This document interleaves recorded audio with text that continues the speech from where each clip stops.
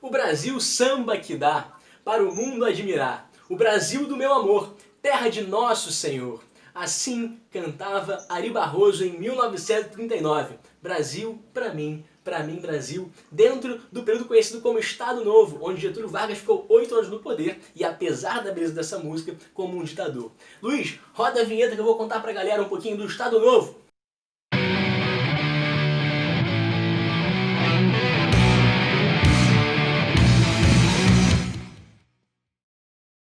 Fala família! Tudo bem?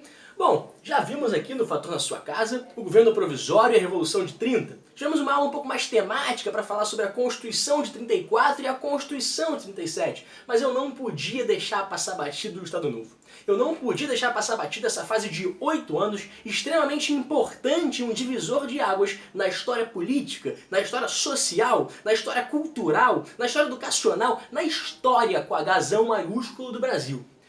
O governo Vargas ele é um grande divisor de águas, galera. Existe um Brasil antes do governo Vargas e existe um Brasil depois do governo Vargas. Antes, quando você olha, você vê uma política completamente regionalista, você vê a política do café com leite, você vê São Paulo, você vê Minas, você vê a Paraíba, você vê o Rio Grande do Sul, você vê o Rio de Janeiro, mas você não vê um Brasil. O nome era Estados Unidos do Brasil. E talvez essa seja uma grande marca da Primeira República. Uma fase regionalista da nossa história. Uma fase onde não há um Brasilzão. Um Brasil que se reconhece como Brasil. Um Brasil que se orgulha de ser Brasil. Uma corrupção completamente desmedida, fraudulência, coronelismo, voto de cabresto, morto votava, voto de bico de pena, né? Quando você olha para a era Vargas, esse Brasil está mudando. O Brasil não é mais aquele marzão rural, né? Onde você tem café, onde é exportação, onde é primário. Sobretudo, como a galera de geografia fala para vocês, né? A vida econômica brasileira era primária, ela dependia do café, né? Do café, do leite, da pecuária. Quando você olha para 30, para a Revolução de 30, e aí lembra do poema Nasce indeciso da pólvora um novo Brasil, lá do poema de Drummond, por que é tão importante esse processo? Porque você vai passar por uma modernização. É o Brasil entrando na rota mais que aquela Belle Époque do Rio de Janeiro, meia boca, furada, só para fazer uma maquiagem. É o Brasil entrando na rota da modernidade. É o Brasil agora se industrializando. É o Brasil agora reconhecendo direitos sociais. É o Brasil agora que tem a mulher que vota. É o Brasil agora que tem o trabalhador que trabalha 8 horas. É o Brasil que está se industrializando. Esse período, ele vai mudar a nossa cara. É o Brasil que passa a se entender como brasileiro. É o Brasil, terra do meu amor, terra de nosso Senhor, porque em 1931, o Getúlio, numa parceria com a Igreja Católica, vai ser construído o Cristo Redentor. O nosso Cristo ele vem de 31 e mostra uma clara aliança entre Getúlio e a Igreja. Esse novo Brasil é o Brasil da CSN, é o Brasil da Chesf, é o Brasil da Vale, é o Brasil do PI, né? O Conselho Nacional de Proteção ao Índio. É o Brasil do Ministério da Educação e Saúde do ministro Gustavo Capanema. É o Brasil que agora tem a Fábrica Nacional de Motores. É o Brasil que tem a Companhia Hidrelétrica do São Francisco. É o Brasil que vai à Segunda Guerra Mundial. É um Brasil que está no tabuleiro do xadrez internacional. É um Brasil que se alia aos Estados Unidos. Gente, a Era Vargas é muito intensa. E eu queria te dar de cara aqui um conceito que eu acho que é fundamental para o teu vestibular, mas sobretudo para a tua compreensão de país, tá?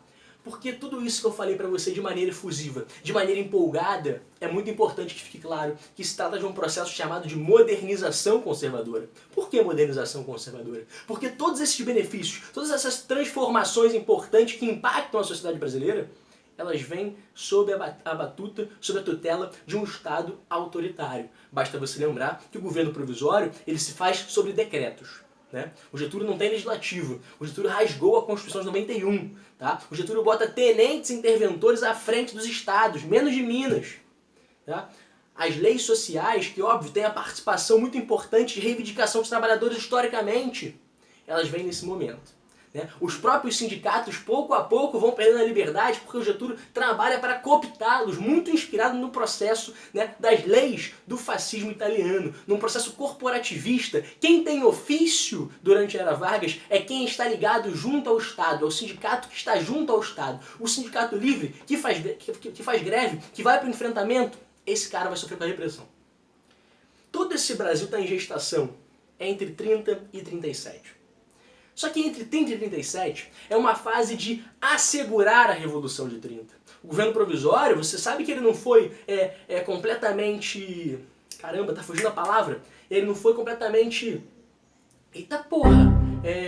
Consolidado, vamos dizer assim, hegemônico, né? Porque você teve a Revolução Constitucionalista de 32, né? Que disse muito claro que não estava satisfeito com aquilo ali, queria transformar aquela sociedade. Né? E aí você tem a Constituição de 34, atende-se aos interesses paulistas, atende aos interesses de grupos da Revolução de 30, porque você também sabe disso. A Revolução de 30 ela não foi homogênea. A Revolução de 30 tinham vários grupos dentro ali daquele bojo. Você tinha os tenentes, você tinha as oligarquias mais tradicionais, as oligarquias dissidentes. A própria oligarquia de Minas estava junto à Revolução de 30 e até outro dia estava com São Paulo. Você tem uma nova geração de políticos, a geração de 1907, da qual o Getúlio faz parte, que pensa de uma outra forma a sociedade brasileira. E aí, cara, quando você olha para 34 e 37, é a fase constitucional. É a fase que o Getúlio dialogou com o Congresso, onde ele foi presidente indireto e onde 38 vão ter novas eleições. E é um Brasil que está no contexto mundial. Você nunca estuda história, galera. Me promete isso. Você não estuda história pensando só no teu país, não, tá? Pelo amor de Deus. Porque desde que tem expansão marítima, né, você tem uma rede de comércio que liga todo mundo. Então o Brasil, que o Getúlio está aqui no poder de 30 a 45, olha para o mundo ao redor. Olha para o mundo ao redor que você está vendo o nazifascismo numa escalada brutal. Você está vendo lá a União Soviética consolidada. É um mundo onde o liberalismo, decadência, pós-crise de 29, o debate é entre ser nazifascista e ser comunista. E o nazifascismo dando de lavada. E passando o rodo na Europa e passando o rodo no mundo inteiro. Então essa disputa está posta aqui entre a AIB de 32, do Plínio Salgado, e a ALN, a Aliança Libertadora Nacional. A ANL, perdão. Aliança Nacional Libertadora. A ALN é mais pra frente na ditadura, é outra coisa. Tá? O Getúlio então sofre uma tentativa de golpe. A única tentativa explícita, mais concreta de golpe comunista no Brasil com o senhor Luiz Carlos Prestes. Né, eclode o movimento do Rio Grande do Norte, eclode outro movimento em Recife, de militares comunistas que tentam tomar o poder. Rio Grande do Norte eles são até bem sucedidos, conseguem expulsar o governador da cidade. E o Prestes, portanto, vai no Rio de Janeiro e tenta esse movimento, chega a tomar um quartel, mas depois são completamente reprimidos, completamente desbaratados. O Getúlio declara estado de guerra, suspende liberdades individuais por 90 dias e agora vem reprimindo todo mundo, todo mundo. E aí, galera, até que você chega a 10 de novembro de 37. E o Getúlio gostava de novembro, né? Porque ele chega ao poder no governo provisório em novembro, 3 de novembro, se não me engano, um mês depois de iniciar o processo revolucionário em 3 de outubro. Ele dá o golpe, o autogolpe dele do Estado Novo no dia 10 de novembro de 37, e ele sai do poder em novembro de 45. Então, novembro era o ano do homem. Bom, curioso. O Getúlio, quando ele vai dar esse golpe, o que está acontecendo? Né? Ele não vai participar de 38 das eleições. Há um perigo, né, de uma volta ali das antigas oligarquias. Há esse medo não deixou de existir. Né? E a interrupção do projeto getulista. Né, do projeto getulista e das pessoas ligadas a ele, nesse processo, sobretudo os tenentes, de industrialização, de modernização autoritária, conservadora. E aí, cara, se hoje, 2020, tá? 2020, tem lunáticos que falam aí de intervenção comunista, né, do comunismo no Brasil, que teve o governo comunista aí de tanto a tanto. Tu imagina em 37, que existe a União Soviética, né, é uma força geopolítica. Existiu em 35 uma tentativa de fato de golpe, e o comunismo assusta Deus e o mundo. Você vai ter um plano, vai ter a criação, aí um factoide, né, uma ficção científica, uma fake news, elaborada ali por um cara chamado Olímpio Mourão Filho, dizendo que existe um plano aí, de um tal de Bela Kun, ou Bela Cohen, um comunista húngaro, de tomar o poder no Brasil. 35, intentona. Olha, isso aconteceu em 35, por que não pode acontecer em 37? Getúlio, então, discursa na rádio, leia na rádio, né, saia nos jornais, tentativa de golpe comunista e tudo mais. Getúlio, então, o Salvador, o grande Getúlio, se dá um autogolpe. Dissolve o Congresso, outorga a sua 4ª Constituição. Perceba, você tem 4 Constituições. 1824, 1891, 1934, 1937, 24 e 37, constituições outorgadas, impostas, escrita por um camarada chamado Francisco Campos, com uma veia bastante autoritária, inspirada na Constituição que a gente falou no vídeo passado, polaca e a fascista italiana. Uma Constituição extremamente centralizadora do poder, poder na mão do Getúlio. Tá? Por quê? Você fecha o Congresso Nacional, você fecha a Assembleia Estadual, você fecha as câmaras municipais e o poder fica na mão do Getúlio. Tá? Você tem uns atos transitórios que permitem, dentro dessa Constituição, a suspensão de liberdades individuais. Você tem um ato transitório que permite a perseguição de membros do funcionalismo público que se opuserem ao governo. Então é uma Constituição bastante autoritária, como foram os anos de 37 a 45. E aí, inicia o Estado Novo. Em um Estado Novo, cheio de siglas, né, cara? Cheio de siglas, que eu falei pra vocês. Tem a CHESF, tem a CSN, tem a FNM, você tem o DIP, você tem o... Caraca, é porque esse é mais... São 4 letras, fica difícil. O Conselho Nacional de Proteção ao Índio, que é o CNPI. Você tem o SFAM, né, que hoje é o IFAM, que era o serviço, era o S, mudou só do S pro I. Você tem uma série de medidas que estão mudando a sociedade brasileira. Então é uma continuidade com a Revolução de 30. E que medidas são essas? Que medidas são essas? Primeiro, a industrialização, ela decola. Porque entre 30 e 37 era um Getúlio disputando com a sociedade. Era um Getúlio disputando com a política exterior. Né? Sempre bom lembrar, a política exterior ela é extremamente favorecida nesse momento. Né? Por quê?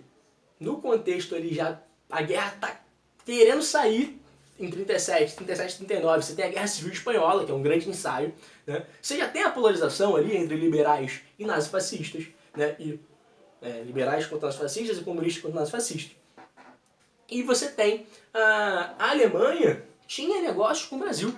Né? Tinha negócios assim, fortes, né? De importação e exportação. O flerte assim, não era disfarçado, era um flerte raiz. Né? O Góes Monteiro, que foi general da Revolução de 30, declaradamente apaixonado pelos alemães. O Dutra, que foi presidente em 46, vai ser tema dos nossos vídeos, fãzaço dos alemães. Né? E, em contrapartida, você tinha outros grupos que eram mais ligados aos americanos. Por exemplo, o ministro das Relações Exteriores do Vargas, um camarada chamado Oswaldo Aranha, que dá um prato no Rio de Janeiro chamado bife Oswaldo Aranha, que é bem gostoso, por sinal, né? Que parece que era um bife que ele comia no restaurante lá no Flamengo, restaurante tradicionalíssimo, que o Vargas também comia. Sempre bom lembrar que a gente era capital, tá, gente? A gente era capital, né, do Brasil. Chamado Lamas. Se um dia puderem conhecer, o prato é espetacular e tem outros restaurantes também. Em homenagem ao Oswaldo Aranha, que era ministro das Relações Exteriores do Vargas. Bom, por que o Vargas se favorece disso? Porque o Brasil tinha uma postura de política externa, uma postura neutra. Né? E ele era disputado. Pelos dois grupos. Até que, explode a guerra. Até que em 41 os americanos têm lá Pearl Harbor bombardeada. E até que o Brasil rompe em 42 de fato com o eixo e entra na guerra. As relações comerciais entre Brasil e Alemanha foram prejudicadas porque a Inglaterra passou a bloquear a marinha alemã.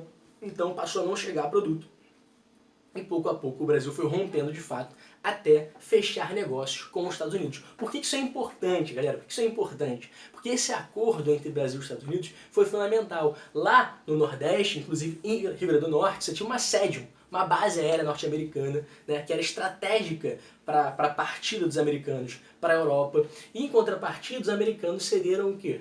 Cederam dinheiro, empréstimo, que virou a CSN que eu falei com vocês, a Companhia Siderúrgica Nacional.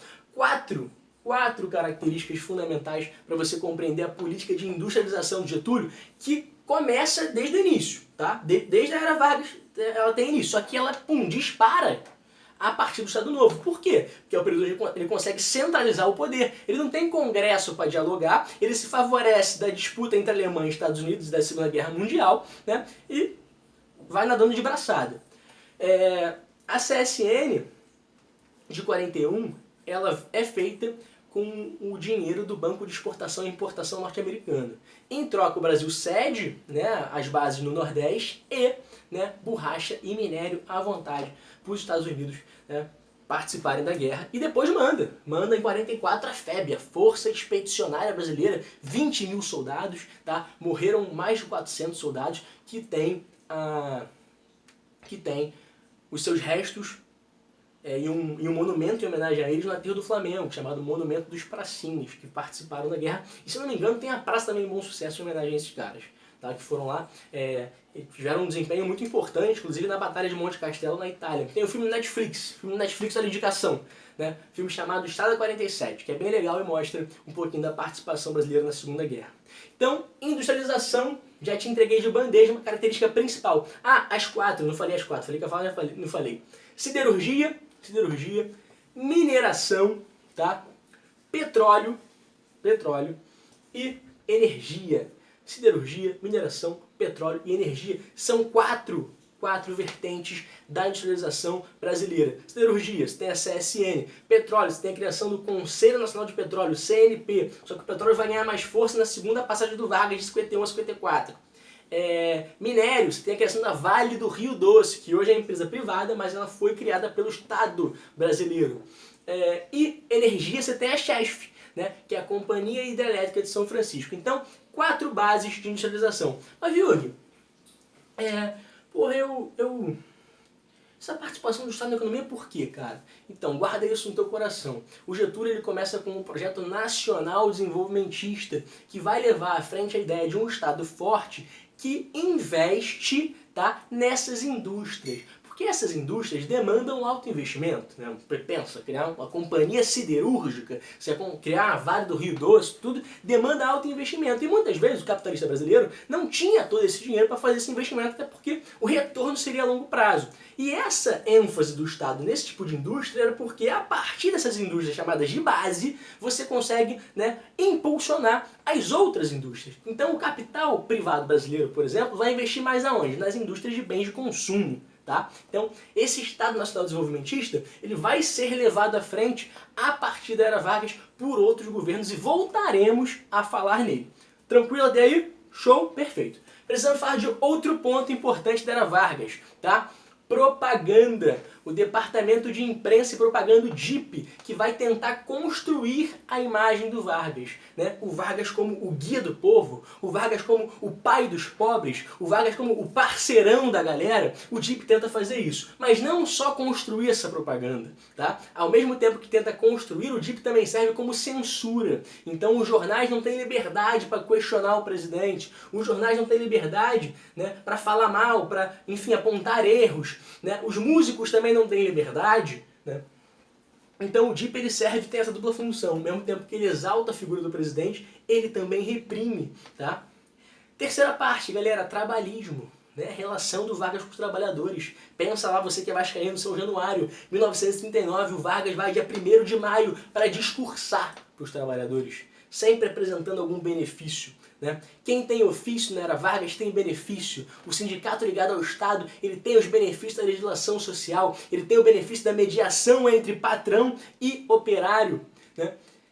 CLT, 1943, consolidação das leis trabalhistas, né? O Vargas concede o operário, o endeusa, o apoia. Essa é a lógica trabalhista posta pelo Vargas, né? Você vai ter a Rádio Nacional lá com a Hora do Brasil e o ministro Alexandre Marcondes Filho. Pega a carteira de trabalho aí para conferir. Abre a carteira de trabalho, vai estar o nome dele lá, que ele foi ministro do trabalho do Vargas, né? Fazia um discurso na Hora do Brasil, que você conhece, na Voz do Brasil, que você escuta hoje, tem nos rádios até hoje, 7 da noite, que você sempre troca quando chega essa hora, né? Mentira, você nem escuta mais, você escuta podcast. Inclusive, falei em podcast, né? Escutem Navio dos Loucos. E toda vez nessa rádio fazia propaganda, falava de leis sociais, falava de conquista, falava alguma coisa que aproximava o governo e os trabalhadores. Então essa política trabalhista do Vargas também é uma característica fundamental, tá, do Estado Novo. Além disso, tem mais, viu? Tem mais. Né? Gente, é muita transformação. Você tem o S-FAM, né?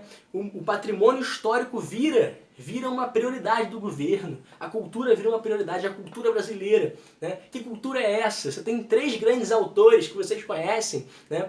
A Formação do Brasil Contemporâneo, Caio Prado Júnior, Gilberto Freire Casagrande Senzala, Raízes do Brasil, Sérgio Buarque de Holanda. 3 livros que tentam entender o país, são escritos dentro da era Vargas. Isso não é coincidência, é porque você tem uma política de incentivo à educação na universidade brasileira durante toda a era Vargas, o ensino secundário, o ensino superior, né? O Ministério da Educação e Saúde com Gustavo Capanema e o camarada Anísio Teixeira implementando transformações na educação brasileira. O incentivo à cultura popular. Paulo da Portela, compositor e fundador da Portela, recebe Walt Disney em 1941 em Madureira. Quando é que isso ia acontecer na República Velha? Nunca.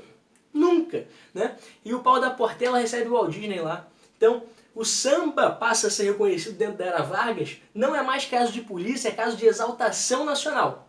Mas tem que falar bem do presidente. Né? Wilson Batista, por exemplo, tinha sua música censurada do Bonde de São Januário. Né? Dizem que os censores cortaram a parte que falava: o bonde de São Januário leva mais um otário, eu que não vou trabalhar. Né? Então teve que mudar: o bonde de São Januário leva mais um operário, sou eu quem vou trabalhar. Então, esse governo de múltiplas facetas, que investe em industrialização, que investe em desenvolvimento cultural e educacional, que investe na cultura popular, traz muitos intelectuais do modernismo de 22 para dentro do seu governo. Tá? É um governo que trabalha com a lógica da propaganda e com a lógica da repressão. Nunca podemos esquecer disso. O governo Vargas reprimiu e perseguiu muita gente, comunistas, liberais, opositores de maneira geral. E chega ao fim toda essa aventura, toda essa trajetória, com a participação brasileira na Segunda Guerra Mundial, porque foi um fator destabilizador. Né? Você tem 20 mil homens pela Força Expedicionária Brasileira, né, lutando uma guerra contra regimes autoritários, contra o nazifascismo, contra o Japão, né, autoritário. E você tem dentro do seu país um regime onde você não tem um congresso, onde você não tem um liberalismo. Percebam, você não tem um comunismo, porque né, não há essa proximidade com a União Soviética ideológica. O exército brasileiro ele fica subordinado ao exército norte-americano. Há, inclusive, nesse momento, uma grande aproximação entre esses exércitos. Né? E você passa a questionar a realidade internacional. Além disso, você tem a ascensão na Argentina de um governo chamado peronista. Né? Perón chega ao poder na Argentina, está se mobilizando a partir da Revolução na Argentina, e o trabalhismo argentino passa também a assustar o Brasil. Tanto esse fator peronista quanto a Segunda Guerra são fatores primordiais que levam à destabilização do governo Vargas, levam à crítica daqueles que o apoiavam até tempos atrás, e aí ele vai ser deposto em novembro de 45, dando lugar a um governo que vai organizar eleições, né, em dezembro de 45 mesmo, para iniciar o ano de 46. Vai ter um movimento organizado pelos trabalhistas ali que apoiavam Vargas, um movimento chamado queremismo, né, pedindo para que Vargas fizesse a transição política para uma democracia, fizesse a transição política de uma Assembleia Constituinte e pudesse participar das eleições. Mas, sobretudo, o queremismo acaba antecipando, inclusive acelerando o processo de deposição do Vargas. Tamanho era o medo que se tinha que ele pudesse efetuar com esse apoio popular, visto que ele, vendo que estava perdendo apoio daqueles de antigamente, da elite civil, de uma elite militar, começa cada vez mais a ir para os braços do povo. Tá? Uma curiosidade é que quem apoia o Vargas nesse momento é o PCB, cara. O PCB que foi tão perseguido pelo Vargas durante toda a era Vargas. Beleza? Bom, galerinha, esse foi um resumão do Estado Novo, com os principais pontos, espero que vocês tenham gostado, tá? Tô bem blogueiro agora, tô com o microfone e tudo aqui de lapela, valeu? Esse foi mais um Fato na Sua Casa. Escutem nosso podcast Navio dos Loucos, eu e o professor Matheus Guzmão, aqui da casa, e um parceiro nosso, Douglas Coutinho, tá bem legal. Valeu, galera, forte beijo, Luiz, forte beijo, tamo junto!